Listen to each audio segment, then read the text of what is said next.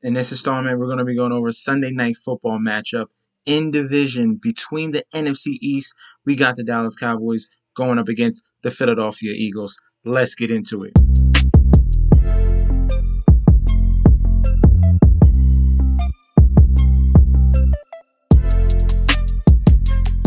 Hey, yo! Welcome back to the channel. It's your boy Chef D, and I'm here to give you the winning ingredients for your Sunday Night Football matchup in division between the NFC East. We got the Dallas Cowboys going up against the Philadelphia Eagles. Much highly anticipated game here. But before I deep dive into that, don't forget to like, comment, and subscribe to the channel. Make sure you follow me on Instagram and Twitter at MetsNetsJustD. Don't forget about that TikTok at Chef_D91. And don't forget about the Patreon if you want more DFS, betting, and fantasy football help. All of those links will be provided down below. All right, now we got this juicy matchup for Sunday night. Let's hop in to the injury report before we get to our plays. And it's pretty clear cut here. There's no like big ins or outs. Everyone is fine on the Eagle side. We got a questionable on Josh Joby. But everyone else has had full practice. If we're going over to the Dallas Cowboys side, we're going to scroll down here. We have a questionable on deck. Obviously, he's not going to play. Don't worry about that. Rico Dowdle is a backup running back. Don't have to worry about him. Jason Peters, that's notable. He's questionable. He had limited practices. He should be a full go. And then CeeDee Lamb, we're waiting on a final notice on CeeDee Lamb. He's currently questionable. He should be able to play, but definitely stick to the news on that one. All right, now we're going to go to our captain plays for this in particular game. We got two very good defenses here and an in-division matchup. So this could get really ugly. Defenses can be a factor, and kickers are going to be a factor in this slate. All right, I wouldn't be surprised if I saw a defense or a kicker that would be at that captain position in this game, okay? Especially how Dallas' defense is playing, and then Philadelphia has been top tier across the board. But the weaknesses on both of these defenses, if we're looking at fantasy points allowed, it has been to the running backs. So if we're just looking right here, it says Dallas Cowboys are 5th overall. But if you look at the stats allowed, they're allowing 4.5 yards a carry and nearly 100 yards rushing a game. That's on the Dallas side.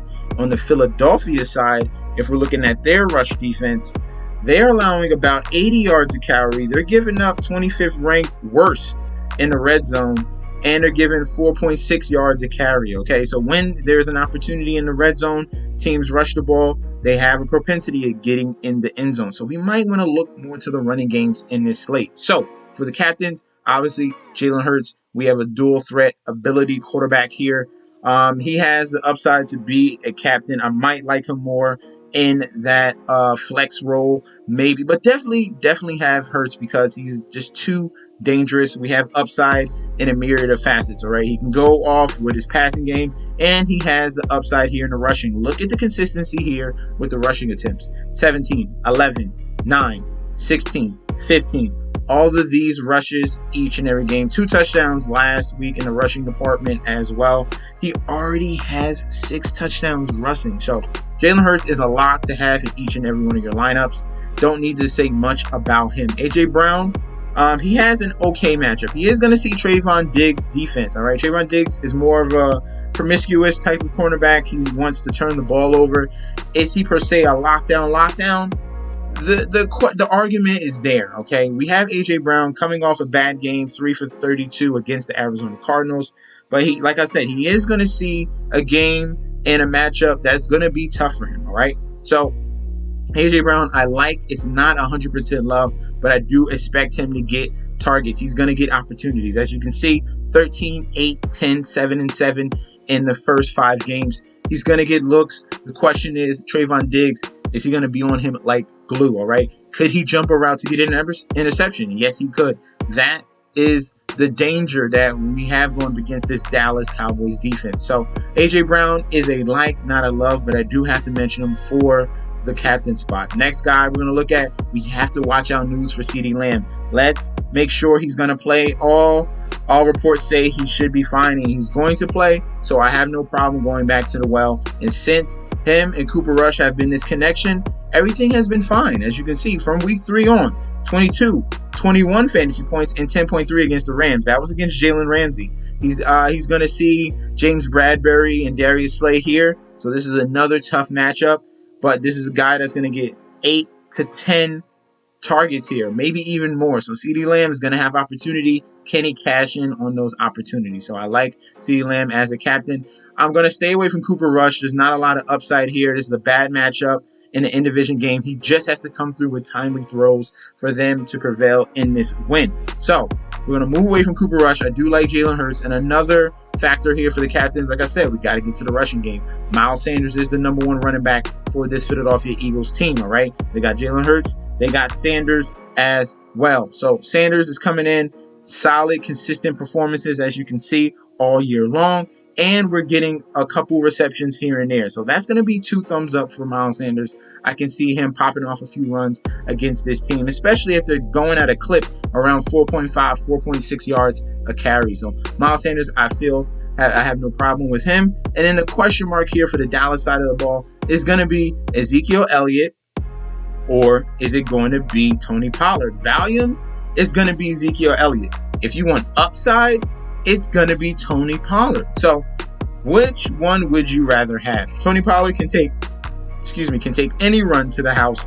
And we already seen him pop off big runs this year. A 57 against the Rams and a 46 against the Giants. And these are very top tier rushing defenses that he's popping off these big runs. He's getting some work in the receiving game as well. So Tony Pollard here is in the conversation of captain. Same thing with Ezekiel Elliott. So I'll put both of these guys in here. It's up to you to make that decision. I do like both because they have a plus matchup in this game. All right.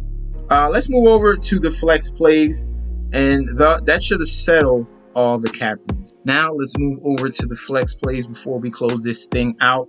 And I left off at Tony Pollard and Ezekiel Elliott. The first guy we're going to look at will be Devonta Smith, all right? This one can be intriguing. He has upside to be a captain as well. We got A.J. Brown getting that coverage from Trayvon Diggs. Devonta Smith should have a field day against the #2 corner of the Dallas Cowboys. So I'm loving him here. Yes, this man has been Jekyll and Hyde. He has up games. He has down games. As you can see, he has a 0 against Detroit. Then he came back with 15 against Minnesota, a 33 against Washington, and then only 4 points against Jacksonville.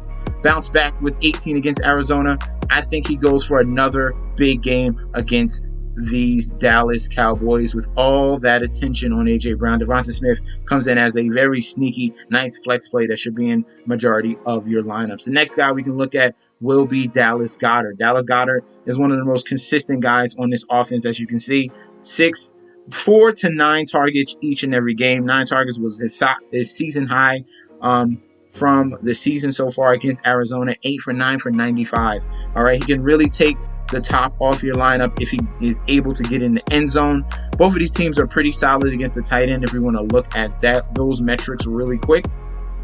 We look at fantasy points allowed to tight ends. We got Dallas Cowboys 8th in the league. They're giving around 30 yards and 5 receptions.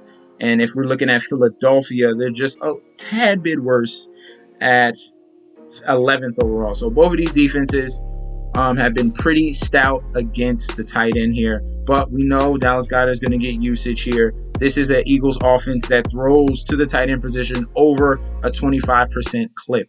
All right, so next, what we're going to look at here for the flex plays. Kenny Gainwell, I do have to mention him. But now with, Boston Scott back in the stable for the running back position, it's going to be split 3 ways now. So we got to watch out for that. He has been playing solidly the past couple games since Boston Scott has been out. He got a touchdown in week 4.